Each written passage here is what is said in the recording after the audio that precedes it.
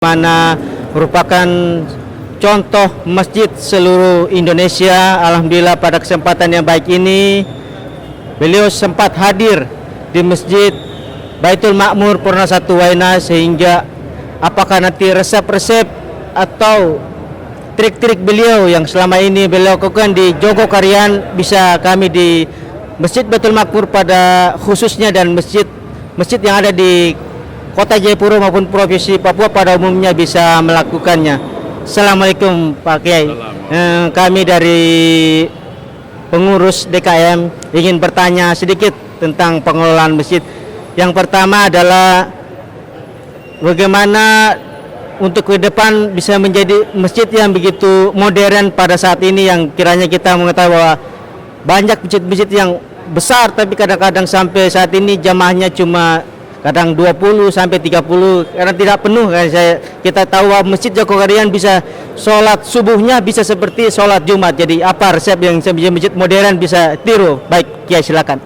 Ya, sebetulnya seperti tadi dibaca oleh Imam Jumat ya, di dalam surah Ibrahim ayat 37, ketika Ibrahim alaihissalam diperintahkan hijrah dari Hebron Palestina ke Bakkah, beliau berdoa, Rabbana inni askantu min dzurriyyati fi wadi ghairi zar'in inda baitikal muharram.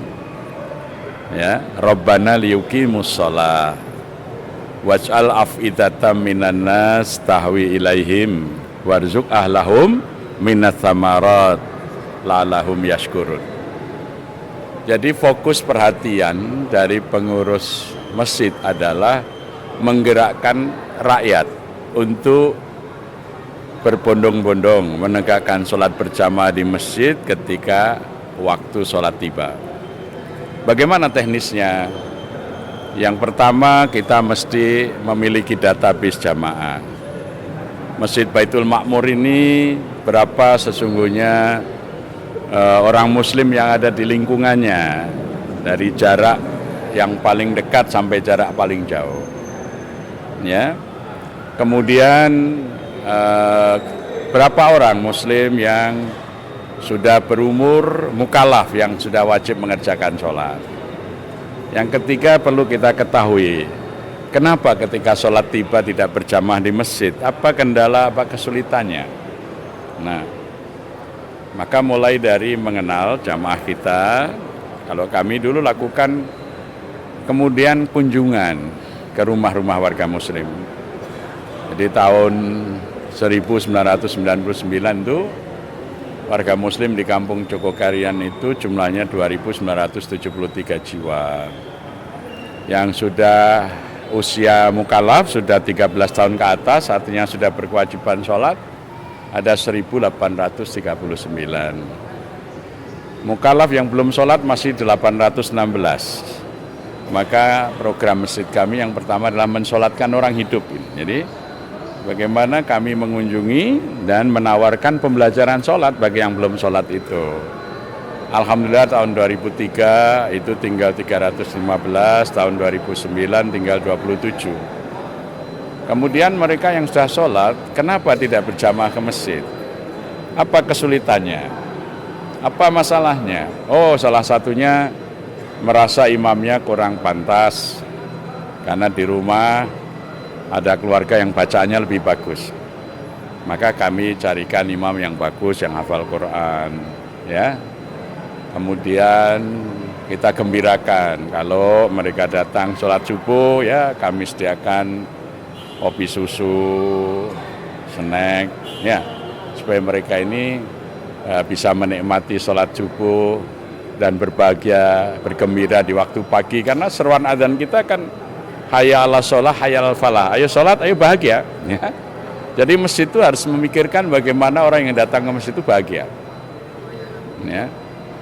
Nah, kebahagiaan itu akan menular. Ya, mereka yang pagi pulang dari masjid dengan sudah cerah, segar, sudah minum, sudah ada snack, ya nanti akan mengajak yang lain. Dan kemudian ketika masjid itu sudah banyak orang yang jamaah, itu pasti Waj'al af'idata minan nas tahwilahim. Orang itu akan berdatangan. Wah, di sini sholat subuhnya banyak, sholat zuhurnya banyak. Orang senang datang ke masjid kita. Nah, maka otomatis akan terbuka pintu rezeki itu. Warzuq ahlahum minats tsamarat. Maka kita memberikan kesempatan kepada masyarakat untuk jualan di sekitar masjid. Apa yang terjadi? Para warga yang tadinya tidak punya kegiatan usaha, kemudian bisa buka usaha di sekitar masjid itu, mereka membayar zakat, membayar sedekah, wakaf, sehingga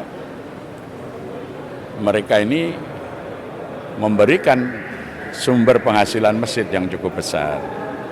Jadi contohnya aja, kalau dulu sebelum kami lakukan kegiatan-kegiatan itu, zakat mal itu hanya 19 orang yang menjadi muzaki, zakat malnya hanya 5 juta. Sekarang ada 659 muzaki dan zakat mal kita itu mencapai 3,2 miliar.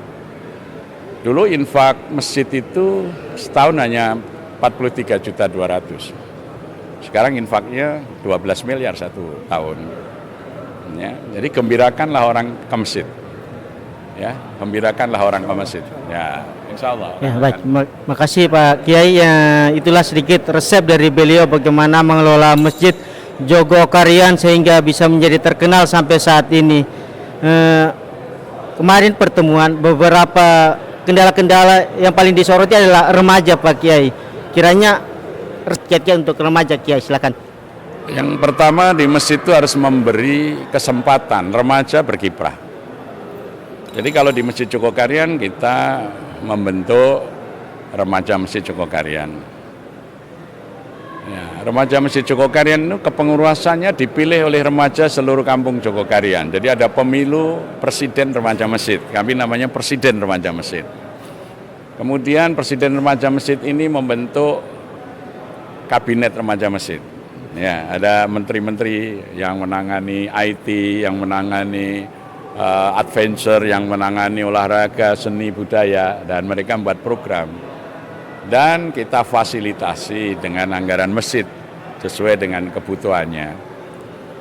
Ternyata remaja ini malah bisa banyak membantu masjid, karena salah satu divisi yang mereka kembangkan adalah divisi IT. Divisi IT ini dia kemudian bisa membuat sebuah media sosial tentang seluruh aktivitas masjid. Sehingga dengan media sosial yang mereka gaungkan secara luas, ini dilihat oleh pemirsa tidak hanya di Indonesia, maka banyak partisipan dari berbagai wilayah itu menginfakkan dana bagi aktivitas Masjid Jogokarian yang dipublis oleh media sosialnya remaja. Jadi dari remaja masjid sendiri sekarang ini mampu menggalang dana virtual, artinya infak orang-orang yang tidak hadir di masjid tapi dari berbagai wilayah yang mengikuti aktivitas, itu sebulan remaja itu sudah bisa dapat uang 250 juta. Kuncinya dipercaya, diberi fasilitas. Jangan sedikit-sedikit dilarang supaya mereka mengembangkan diri. Jadi bahkan sekarang sudah mampu memberikan bantuan kepada masjid karena penghasilan mereka dari media yang mereka kelola cukup besar. Itu. Ya. Ini seperti Baitul Makmur TV ini, saya kira kalau dikelola remaja lebih bagus karena mereka lebih kreatif, ya gitu. Konten-kontennya tentu lebih menarik, ya. Terima kasih Pak Kiai. Kami akhiri wawancara kami dari Baitul Makmur TV. Akhirul kalam. Assalamualaikum warahmatullahi wabarakatuh.